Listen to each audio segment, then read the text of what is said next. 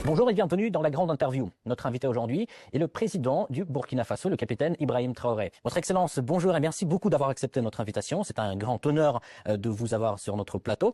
Alors, hier, vous avez assisté au défilé du 9 mai. Quelles sont vos impressions? Alors, bonjour et merci. Donc, nous sommes là, ici en Russie, pour la commémoration du 80e anniversaire, de la victoire sur le nazisme. Et comme vous l'avez dit hier, on a assisté à la cérémonie, une parade et une cérémonie sur le dépôt de gerbes, sur la tombe des soldats inconnus. Je pense que c'est très symbolique. Nous avons appris beaucoup de choses au cours de ce séjour. Ce n'était pas uniquement une fête, mais c'est une célébration de la victoire d'un nouveau monde. Ça a beaucoup de sens pour nous. Mais la qualité du défilé, qu'est-ce que vous en pensez? Oui, c'est comme je le dis, c'était parfait. Parfait, et ça nous a fait apprendre beaucoup de choses. Et quand on fait défiler les engins qui ont gagné la guerre, c'est-à-dire les T-34 jusqu'aux engins modernes, ça nous montre l'évolution technologique de l'armée russe et ça nous inspire nous aussi à nous mettre au travail pour pouvoir nous développer dans le même sens. Est-ce qu'il y avait certaines choses qui vous ont surpris, par exemple? Surpris, on est toujours surpris quand on voit l'avancée technologique. Et dernièrement, je pense qu'il y a une nouvelle arme qui a fait son apparition dans l'arsenal militaire russe, Oreshnik, qui nous avons pu voir passer. Et je pense que ça, c'est très significatif. Quelle est la signification de votre présence en tant que chef d'État africain? Car on sait bien que les Africains ont apporté leur contribution à la victoire des Alliés dans la Seconde Guerre mondiale. Bien sûr, c'est comme je l'ai dit, les Africains et les soldats soviétiques ont contribué beaucoup à libérer le monde du nazisme. Et si le monde n'était pas libéré du nazisme, on ne sait pas ce que ça allait devenir. Et en suivant les événements, j'ai vu que la Russie, elle seule, a perdu 1 million de soldats sur le sol européen en combattant. L'Afrique aussi a donné, nos ancêtres ont beaucoup combattu sur le théâtre européen, principalement en France, en Belgique, en Italie, pour libérer le monde du nazisme. Donc c'est une histoire commune que nous partageons. Comment s'est déroulée la rencontre avec le président russe? Alors, pour l'instant, nous avons eu des rencontres brèves. Et dans quelques temps, nous allons avoir un long entretien.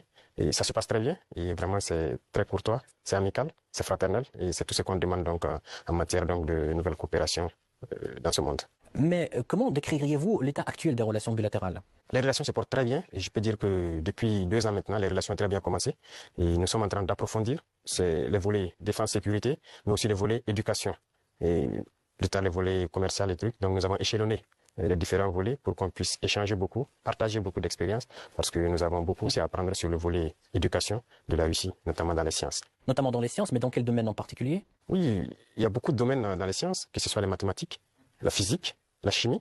Ce sont des domaines qui nous intéressent beaucoup, tant sur le développement de notre industrie militaire, mais aussi dans le développement commercial de notre pays, le développement économique de notre pays. Donc ce sont des volets que nous allons chercher à approfondir pour pouvoir mieux nous structurer. Et pensez-vous qu'il y ait une demande au Burkina pour l'enseignement russe? Bien sûr, il y a beaucoup d'étudiants burkinabés déjà ici en Russie, dans des universités. J'en ai croisé ce matin même. Et j'ai même demandé à ce qu'on augmente le nombre d'étudiants ici, que ce soit à travers des bourses russes ou le Burkina qui va payer des bourses pour que ces étudiants viennent. Mais l'objectif pour nous, c'est d'implanter des universités similaires au Burkina. Et comme il y a déjà la maison de la Russie, ça va nous permettre d'aller très vite. D'ailleurs, vous venez de le rappeler, aujourd'hui vous avez visité l'université russe. Comment s'est déroulée cette visite? Ça s'est très bien déroulé. J'ai eu des échanges fructueux avec le ministre de l'Éducation de la Russie, avec les recteurs et les étudiants, et surtout les étudiants de l'AES qui étudient dans cette université. Et nous avons eu de très bons échanges et on s'est parlé beaucoup de manière scientifique. Voilà. Parlons un tout petit peu de l'économie. Le volume des échanges commerciaux a augmenté de 10 fois en un an. Mais de l'autre côté, ces chiffres-là ne sont pas à la hauteur du dialogue politique. Comment expliquez-vous ce paradoxe? Et surtout, comment booster ces liens dans le domaine du commerce, en fait? Comme je l'ai dit, c'est une nouvelle relation qui commence. Vous savez qu'avec la Russie, depuis les années... Pourquoi nouvelle, excusez-moi? Oui, ça recommence, puisqu'il y avait, depuis les années après la mort malheureusement de Sankara, les relations avec la Russie se sont beaucoup estompées. Et là, nous sommes en train de réveiller les relations. L'ambassade s'est installée et les relations commerciales sont aussi au cœur des échanges. Quand je prends, il y a un certain nombre de produits, par exemple burkinabés, qui transitaient par certains pays européens avant d'être vendus en Russie. Aujourd'hui, ces produits sont directement vendus à travers des opérateurs burkinabés et des opérateurs russes. Je parle notamment quand on prend l'exemple des mangues. Les mangues transitaient par des pays européens pour être vendus en Russie. Aujourd'hui, ça se passe directement. Il y a le coton, qui va suivre, il y a beaucoup d'autres produits, le sésame et bien d'autres produits agricoles que nous pourrons échanger directement avec la Russie. Donc, ça ne fait que commencer, ça va s'accroître. Tout à fait. En fait, les prévisions économiques indiquent une croissance de 5,6% en 2025. Alors, quels sont les secteurs clés qui soutiennent cette croissance? Alors, il faut dire que jusqu'aujourd'hui, au Burkina Faso, c'est l'or qui est le premier produit d'exportation. Mais nous avons lancé le moteur de l'agriculture pour d'abord l'autosuffisance, mais aussi pour le commerce extérieur, l'exportation. Et si vous suivez bien, depuis l'année passée, nous avons lancé l'offensive agricole avec une initiative qui soutient l'offensive. L'objectif, c'est de pouvoir accroître notre production agricole de façon significative, s'autosuffire, mais aussi il y a des produits de rente qu'il faille donc vendre à l'extérieur. Et tout ça doit pouvoir soutenir cette croissance et nous espérons être bien au-dessus de ces chiffres-là. Mais comment se déroulent ces réformes en fait? Il y a beaucoup de choses, ce sont des réformes difficiles, faut le reconnaître, parce qu'il y a un système qui s'est installé, mais c'est pas impossible. Déjà, quand vous regardez notre production céréalière, on a eu une très bonne croissance en 2024. 2025, nous espérons encore faire mieux. Et ce sont des réformes assez courageuses. Quand vous prenez, par exemple, je reste dans l'agriculture, nous avons, par exemple, décidé, à travers l'initiative de l'offensive, de labourer gratuitement les champs de nos paysans. Donc, l'année passée, on l'a fait. Cette année encore, s'il plaît à Dieu au retour, il y a un bon nombre de tracteurs encore qu'on a acquis, qu'on va mettre à la disposition des cellules mécanisées dans les différents départements pour accroître les superficies emblavées. Nous maximisons beaucoup dans la gestion de l'eau, à travers donc une structure qu'on a créée, l'ONBA, pour maîtriser l'eau et pouvoir produire au moins 2-3 fois dans l'année. Parce que si on dépend uniquement des pluies, ça serait difficile. Donc, il y a ce secteur, le secteur minier aussi, que nous allons continuer de booster pour que le pays lui-même exploite ses propres ressources. Donc, nous avons commencé à acquérir des mines. Il y a beaucoup de permis qui sont là, que nous sommes en train de développer. Nos ingénieurs ont pu développer les machines nécessaires pour qu'on puisse exploiter nous-mêmes nos ressources. Donc, si on met en profit ces deux secteurs et compléter avec l'industrialisation, c'est-à-dire la transformation de nos produits sur place, qui va nous empêcher d'exporter brut, ça va beaucoup nous amener à entraîner en tout cas une très bonne croissance. Donc, ce sont ces réformes qui sont en cours, l'agriculture, l'industrie et beaucoup de secteurs. Pensez-vous que la Russie puisse apporter son soutien pour la mise en place de ces réformes? Bien sûr, bien sûr. Beaucoup de soutien et rien que la formation technique et professionnelle, c'est déjà une très bonne chose. Si nous payons des industries, il faut bien des gens qui vont les entretenir et les faire marcher. Et la Russie nous aide dans ce volet, c'est pourquoi je dis que nous avons une très bonne coopération avec le ministère de l'Éducation. Ils vont nous permettre de former des techniciens, des ingénieurs qui doivent pouvoir entretenir tout ce que nous faisons, mais créer nous-mêmes nos propres unités industrielles. Donc ça, c'est très important pour nous. Et dans le commerce aussi, comme je l'ai dit tout de suite, avec la Russie, ça se passe très bien. Et il n'y a pas de raison qu'on ne puisse pas approfondir tout ça. Parlons un tout petit peu de la sécurité. Quelle est la situation sécuritaire actuellement dans votre pays? Et d'ailleurs dans la région? Oui, dans la région, comme vous savez, la situation sécuritaire, en tout cas, nous essayons d'évoluer sur les champs de bataille. Ça, c'est la première des choses, parce qu'il y a plusieurs facteurs qui rentrent en ligne de compte. Sur les champs de bataille, il y a de l'évolution. Si on prend de 2023 aujourd'hui, nous avons pu récupérer beaucoup de zones que nous avons pu pacifier. N'empêche que l'ennemi se renforce aussi. Il y a beaucoup de combattants étrangers qui rejoignent le rang des terroristes. Est-ce que vous pouvez préciser, vous parlez de quoi? Oui, les terroristes, ils sont renforcés par beaucoup de combattants étrangers, qui viennent d'ailleurs, qui ne sont pas en fait, quand je prends le cas du Burkina, il y a beaucoup de criminels qui sont au Burkina, mais qui ne sont pas burkinabés. Il y a aussi des formateurs qui viennent de beaucoup de pays pour les apprendre beaucoup de techniques. Mais quel est leur intérêt? Mais c'est pas du terrorisme en fait, c'est de l'impérialisme. L'objectif pour eux, c'est de nous maintenir dans une guerre permanente, qu'on ne puisse pas se développer et continuer à piller nos richesses. Et donc, ils ont tout intérêt à amener des spécialistes dans les mines pour poser divers types de mines, des spécialistes en explosifs. Aujourd'hui, les terroristes utilisent des drones pour faire le combat et tout. Donc, ce sont des professionnels venus donc de certains pays qui viennent les apprendre tout ça. Tout ça, c'est pour continuer à nous maintenir dans une situation d'insécurité. Mais nous prenons la mesure de la chose, nous nous adaptons à chaque fois à leur mode d'action et nous continuerons le combat jusqu'à récupérer l'entièreté du Sahel. Y a-t-il des pays concrets qui financent ces combattants? Tous les pays impérialistes financent ces combattants. Voilà, ils sont nombreux. On ne peut pas les citer individuellement. Il y en a qui sont même cachés, qu'on ne peut pas imaginer. Mais ils sont nombreux. Ils sont nombreux. Il y a ceux qui ne sont pas cachés et qui le déclarent ouvertement. Je parle du récent scandale avec le soutien du terrorisme au Mali. Quel regard portez-vous sur ce qui s'est passé en fait au Mali? Oui, c'est malheureux. Ils l'ont déclaré ouvertement, qu'ils soutiennent les terroristes. Et nous avons aussi pu remarquer, effectivement, avec un certain nombre de technologies que les terroristes ont pu avoir, que ça vient d'eux. C'est malheureux, c'est très malheureux, mais toujours est-il qu'on ne s'apitoie pas sur notre sort. Et nous avons pris la mesure de la chose, nous allons nous adapter, nous allons les combattre et ils ne pourront pas vaincre. C'est ça le plus important pour nous. Comment se poursuit la coopération humanitaire entre le Burkina Faso et la Russie? Ça se poursuit très bien et je pense qu'il y a beaucoup d'échanges sur beaucoup de volets. Quand je prends le domaine donc de la santé, parce qu'on a toujours des déplacés qui sont là et quand on dit un camp de déplacés, ça veut dire qu'il y a des situations sanitaires souvent compliquées. Et je pense que les services de santé coopèrent bien pour pouvoir appuyer donc les services d'action humanitaire pour pouvoir avancer. Et vous avez suivi en 2023, je pense que la Russie a fait un don de blé au Burkina Faso. C'était uniquement donc destiné donc aux personnes déplacées. Mais nous avons fait la promesse au président Poutine que nous ne souhaitons plus être ravitaillés en blé parce que nous allons produire le blé. Et je tiens cette promesse parce que nous avons commencé à produire notre blé en quantité pour satisfaire. Donc ce qui veut dire que la coopération sur ce volet-là nous amène nous-mêmes à nous développer, à booster beaucoup de choses pour pouvoir combler les vides. Face aux tensions géopolitiques actuelles, notamment la guerre tarifaire entre les États-Unis et la Chine, comment le Burkina Faso adapte-t-il sa stratégie économique et diplomatique? Alors, ce monde est en perpétuelle mutation. C'est de la folie, souvent, les choses qu'on voit. Et il faut rester aux aguets et pouvoir s'adapter à tout moment. Et ça, c'est très important parce que nous suivons l'actualité. Il y a une bataille économique un peu partout. Mais, a priori, nous commerçons avec la Chine sans problème. Nous achetons beaucoup de choses de la Chine et les Chinois aussi achètent beaucoup de choses chez nous. Il y a des entreprises chinoises qui s'installent chez nous. malgré le fait que les gens essaient de dénigrer le Burkina Faso. C'est pareil avec la Russie actuellement. Donc tous les pays qui se battent aujourd'hui pour leur indépendance économique, nous essayons de collaborer mieux avec ces pays parce que c'est une forme d'oppression de l'impérialisme. Il y a lieu que ceux qui sont opprimés s'unissent pour faire face à cette hégémonie-là.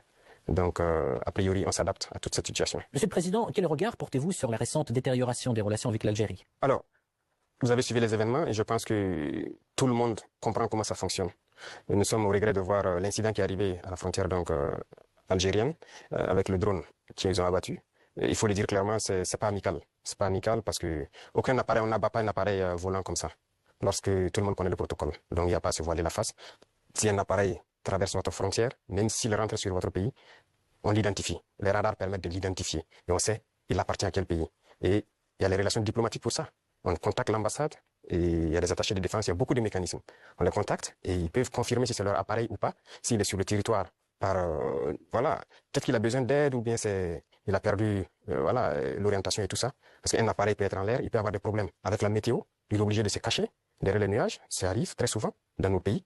Donc un appareil rentre, on les demande, ils disent non. Il y a beaucoup de couverture nuageuse, mais il y a en tout cas un phénomène météorologique qui l'amène à venir passer. Il peut avoir un problème technique, il peut demander de l'aide pour qu'on les guide à ce qu'il atterrisse. Donc il y a tellement de facteurs qui peuvent faire qu'un appareil se retrouve dans un espace aérien. On n'abat pas un appareil systématiquement. Le cas est arrivé avec nous. On a souvent vu un appareil américain qui est rentré sur notre territoire, qui faisait donc des reconnaissances et tout. On n'a pas abattu l'appareil.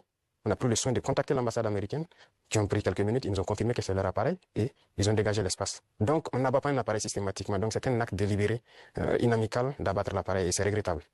Mais si je comprends bien, vous ne fermez pas la porte au dialogue quand même. Non. Il faut que les dirigeants comprennent que nous n'avons pas le choix que de nous unir face à cette situation de soi-disant terrorisme. Parce que c'est un phénomène assez complexe. Et je vous dis que le Burkina était assis dans les années 2012 à regarder le Mali.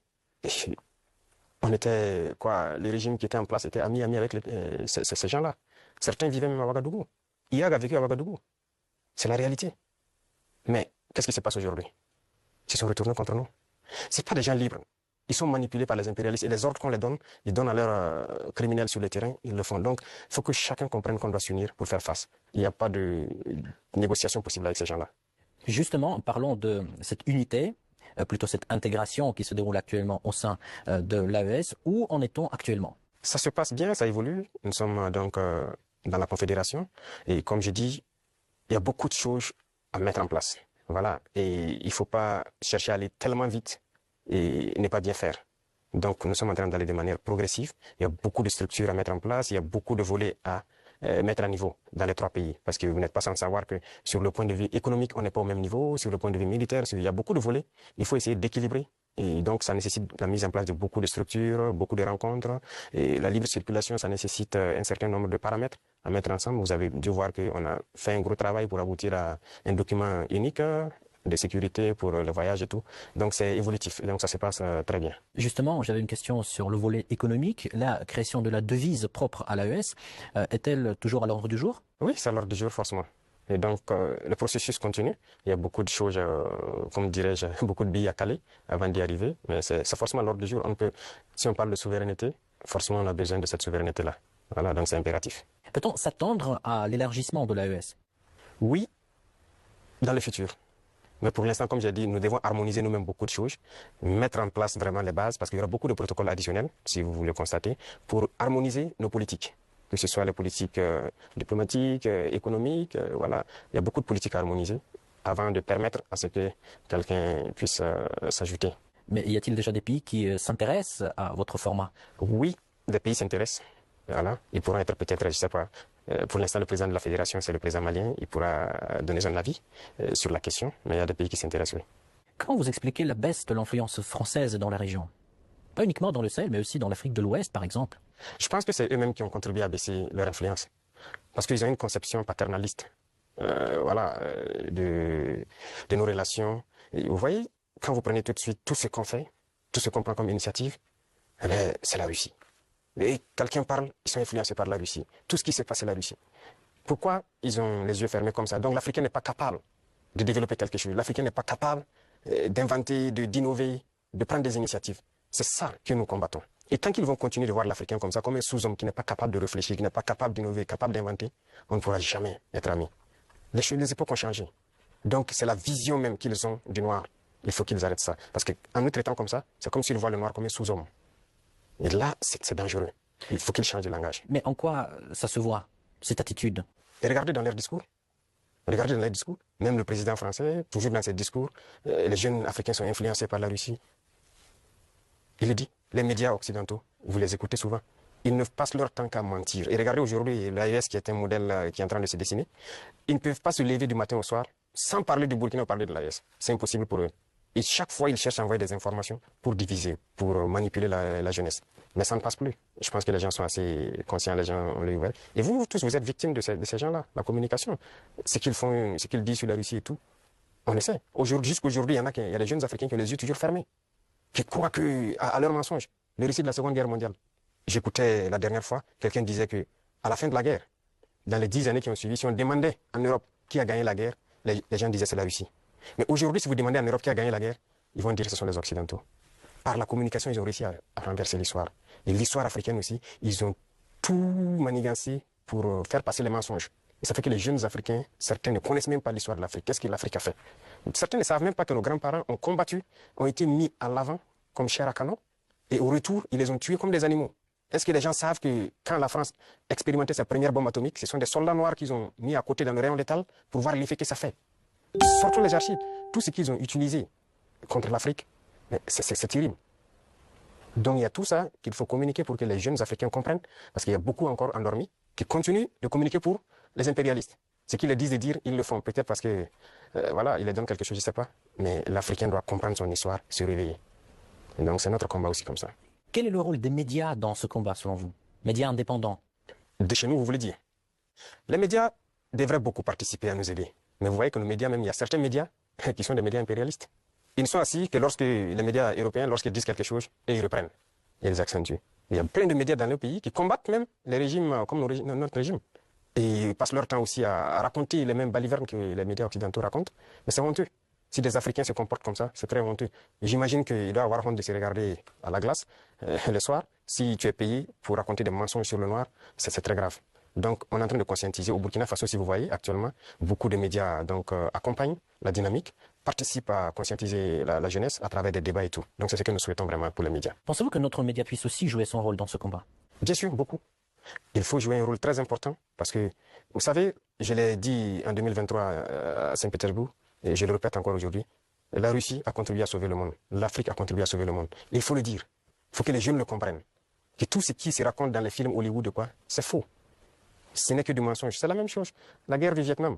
Aujourd'hui, on voit, l'histoire est tronquée. Mais il faut communiquer. Vous voyez, moi, ils n'aiment pas que je parle. On trouve que je parle trop et tout. Pour que je me taise, pour qu'eux, ils parlent et que leur version passe. Non.